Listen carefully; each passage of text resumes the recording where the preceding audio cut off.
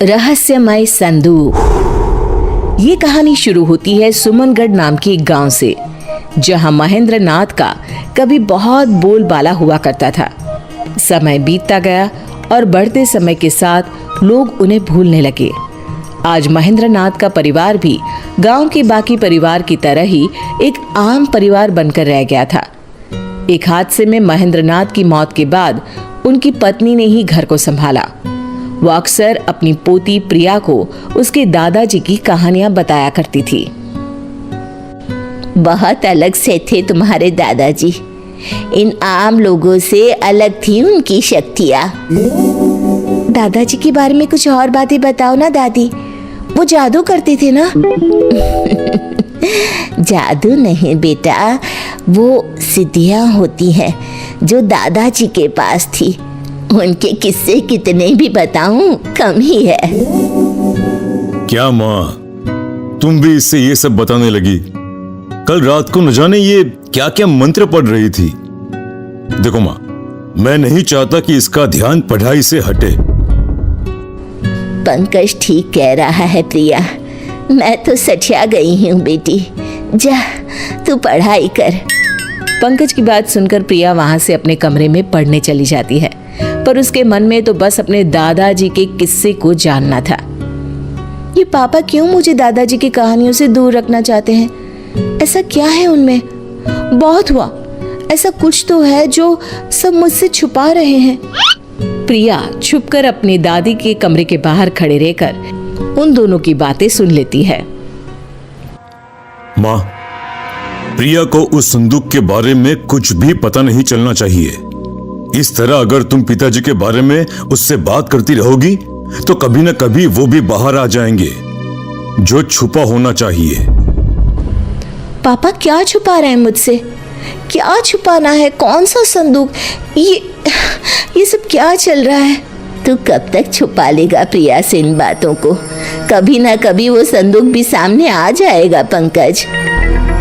जिद मत करो माँ, वरना मुझे उस संदूक को कहीं रखकर आना होगा। मैं आज ही उस संदूक को पास के जंगल में रखकर आता हूँ। न रहेगा संदूक, ना ही रहेगा प्रिया को कोई खतरा। पंकज रात के ठीक 2 बजे सभी के सोने के बाद अपने घर के स्टोर रूम में जाता है और लाल कपड़े में लपेटे एक संदूक को बाहर लेकर आता है। माफ कीजिएगा बाबूजी, पर हम इन शक्तियों को नहीं संभाल पाएंगे। अब इस संदूक को अलविदा करने का समय आ गया है।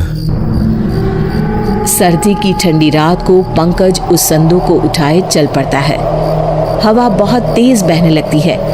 अचानक ही आंधी आने जैसा माहौल बन जाता है। अरे, ये अचानक मौसम को क्या हो गया? अगर बारिश शुरू हो गई तो मैं क्या करूंगा?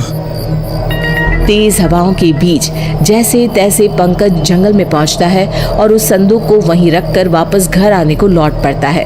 पंकज को रास्ते में वही संदूक दिखाई पड़ता है।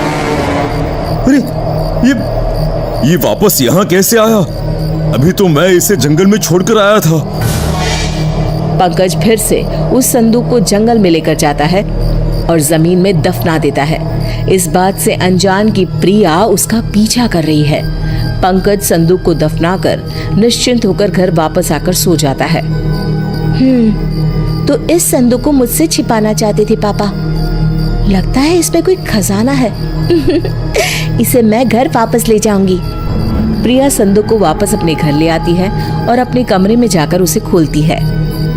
ये सब क्या चीजें हैं? इतना छोटा सा झाड़ू और ये किताब।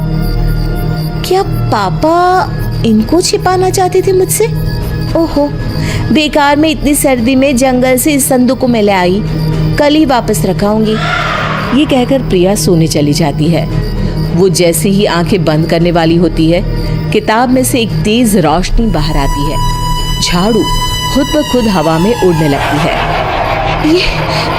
ये सब क्या हो रहा है? किताब में से रोशनी के साथ साथ कई अक्षर हवा में उड़ने लग जाते हैं। कब से अपने मालिक की तलाश कर रहा था मैं। तुम मिल ही गई मुझे प्रिया। प्रिया की आंखों के सामने सभी अक्षर उसके दिमाग में चले जाते हैं। किताब अपने आप बंद हो जाती है। झाड़ू एक छोटा सा डिब्बा बन जाता है और प्रिया की आंख लग जाती है। अगली सुबह। कल रात जो भी मैंने देखा वो मेरा सपना था या हकीकत? तभी कमरे में बैठी हुई प्रिया को दूसरे कमरे में अपने दादी और पापा की बातें सुनाई देने लग जाती है। मैं यहाँ बैठे हुए कैसे सब कुछ सुन पा रही हूँ? ये कैसे हो सकता है? तभी अचानक से प्रिया को अनजाने साए दिखने लग जाते हैं। हमें बचाओ प्रिया, हमें बचाओ। कौन हो तुम लोग? नहीं नहीं, मुझे छोड़ दो। प्रिया की आवाज सुनकर शोभा और पंकज उसके कमरे में आते हैं, पर उन्हें वहां कोई नहीं दिखता। क्या हुआ प्रिया, तुम ठीक तो हो? पापा मुझे बचा लीजिए, मैं कल वो संदूक अपने साथ ले आई थी।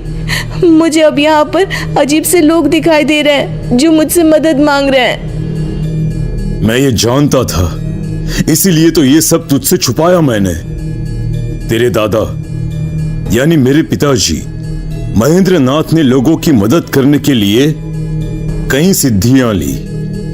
उन्होंने अपने बारे में तो कभी सोचा ही नहीं।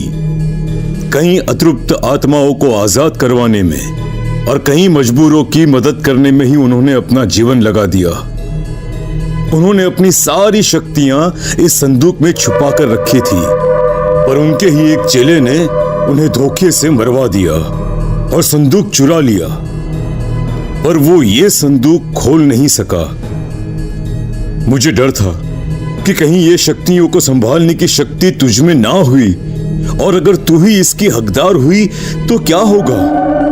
तेरे दादाजी की सिद्धियां तू ही इस्तेमाल करके लोगों की मदद कर सकती है बेटा।